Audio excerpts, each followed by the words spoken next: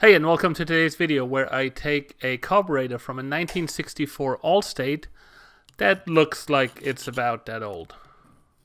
This thing is crusty. This is an SI 2015, an original Delorto carburetor. With the help of an ultrasonic carb cleaner and some elbow grease, I'm hoping to revive this thing.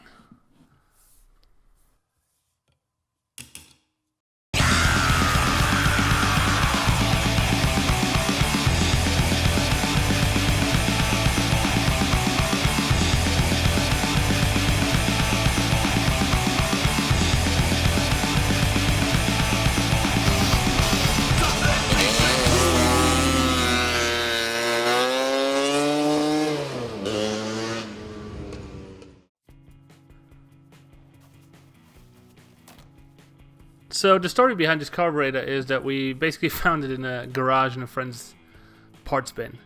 And it's been sitting around and it's so old and crusty, I actually just want to strip it and take all the good parts out. But then I was looking at my new ultrasonic carb cleaner and thought, hey, let's see if we can, revive this thing.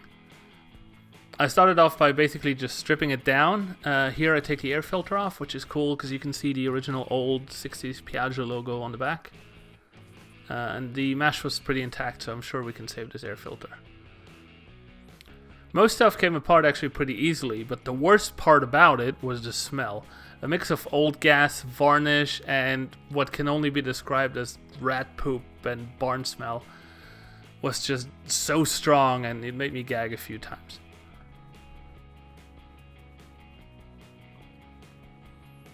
Most things came apart pretty easy. I barely had to use any WD-40. The only thing that really posed a challenge was the choke. The choke was really gummed in there. I ended up soaking it in WD-40.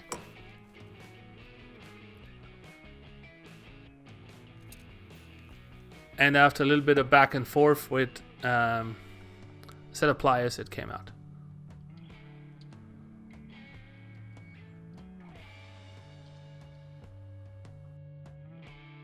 I wanted to keep every single piece of this aside from the gaskets and see if we can save them instead of just throwing new parts at it.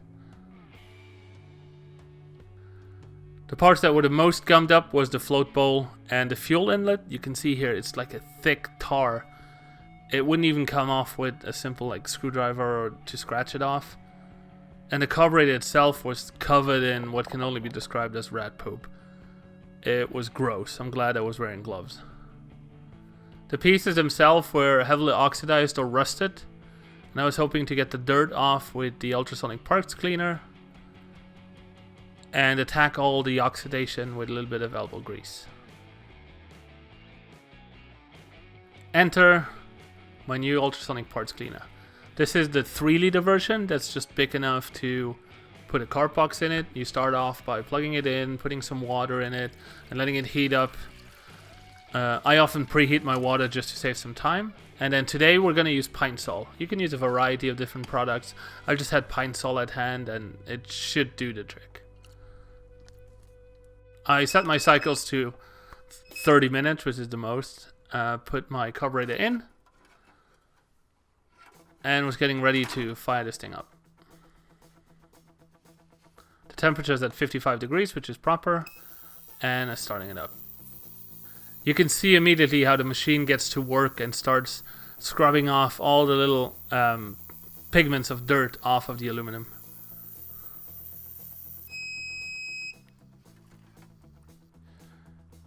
The initial first run wasn't actually too bad, but the carburetor was still pretty dirty. You can see here in the bottom especially, there's still lots of gunk stuck in there. So I got some fresh water, heated the water up again, and put a little bit more Pine Sol in this time, and put the whole thing in for a second round. I put the hardware in these glasses just to keep it all together, but the ultrasonic effect is basically the same.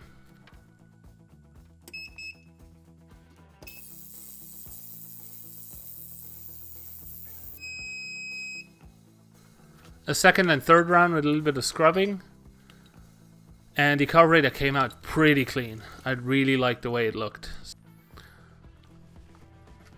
I also rinsed off all the small bits. I used a little bit of a strainer just so I don't lose any of the smaller parts. And I went and rinsed off everything on the fresh water and dried it with an air compressor.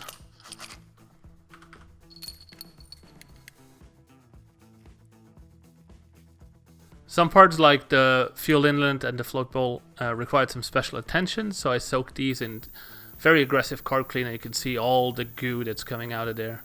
And with a little bit of elbow grease, I scrubbed it all out with a screwdriver. For the air filter, I wanted to do something cool. I wanted to keep the rugged look.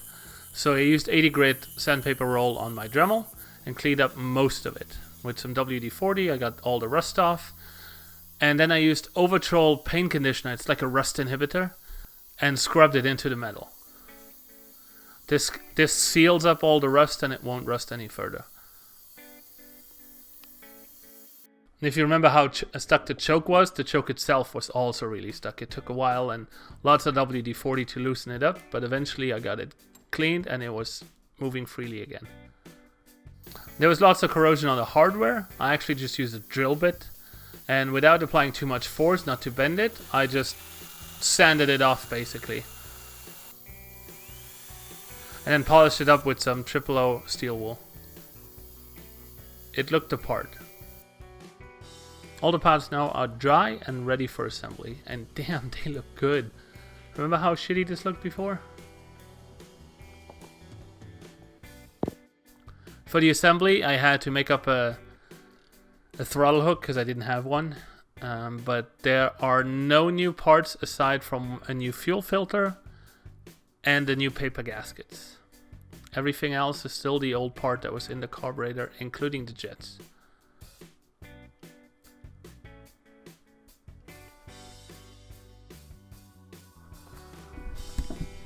As of right now, I don't have an actual engine to put this on, but I did find the old 1964 Allstate cases.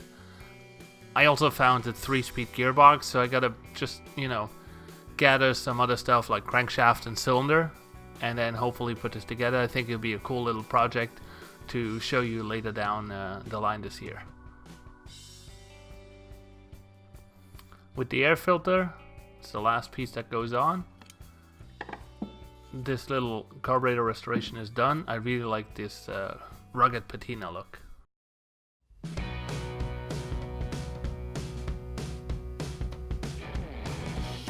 I think at this point it's safe to say that the Ultrasonic carb cleaner really did its job. Sure, there are a few things where I still needed to apply some elbow grease, but I love the way this thing turned out, and I'm super happy with my carb cleaner. I hope you enjoyed this video. Don't forget to comment, subscribe, all that good stuff, and I will see you in the next video.